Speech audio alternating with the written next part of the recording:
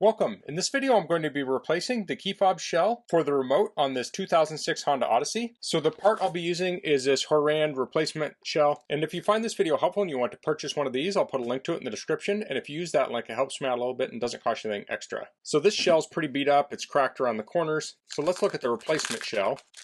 Here's that. Now this does not have any electronics in it. That's kind of like the expensive part. So we'll be taking the guts out of this one and putting it into this one. So at the same time you do this, you could also replace the battery. So if you need to replace the battery, this video will also guide you on how to do that. Now if we look at this remote, we need to pry it open, and it's kind of hard to show how to do that here. Here's the other remote we have. So there's a little notch in here that you could put a coin in or something and twist it to pop it open. That's broken on this one. So here I'll just use a little metal pry tool to do it. So you could use a dull butter knife or some other sort of pry tool. You just want to make sure you don't use a sharp tool that could injure you. So I'll just stick this in the side here and I'll pry it open. Came open pretty easy. Now this one already came separated, so I can separate it out like so. And I'll pull this one completely apart. There we go. So this isn't exactly the same as the original one, but it's very, very close.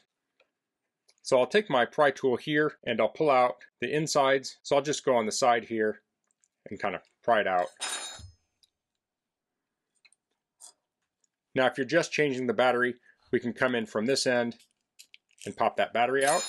And that is a 2025 battery. So now we'll take the silicone off, place that back in there so I don't get them mixed up.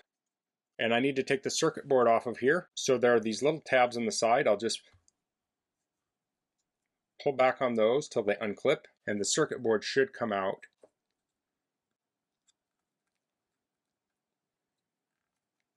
Like so.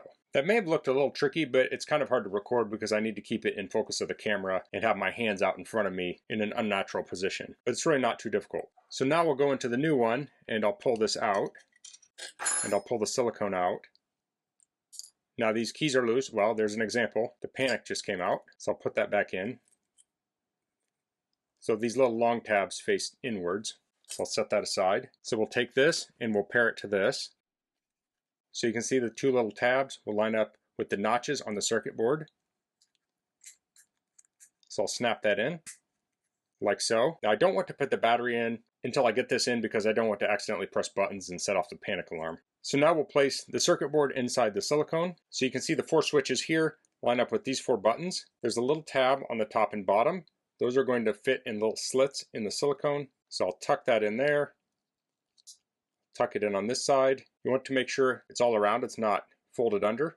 So we have the 4 buttons here. We'll line up this part and then we'll insert this in here. It should fit in pretty easy. Then you want to make sure that's even all the way around. Now we'll reinsert the button. We want plus side up. You can see it has a plus on it. That's back in there. So if you're only doing the battery, you just pop the battery out, pop the new battery in, and then we will press the back on. So you can just put this on evenly and press till it snaps in place.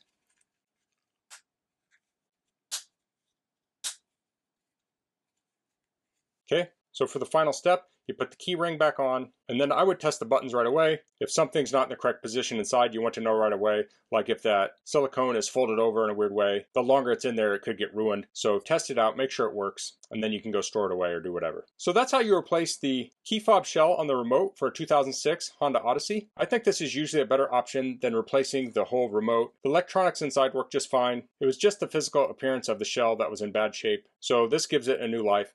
Looks really nice. It's not exactly OEM, but it's very, very close. And this should last quite a while. Now, if I look at my other key fob, it's also kind of beat up, but this is kind of like the spare key fob. This is the one that'll get used every day. So that's all I'm going to cover in this video. If you have any questions, please leave them in the comments. If you like this video, please click like. If you haven't subscribed to my channel, I'd appreciate if you could do that. And thanks for watching. Until next time, goodbye.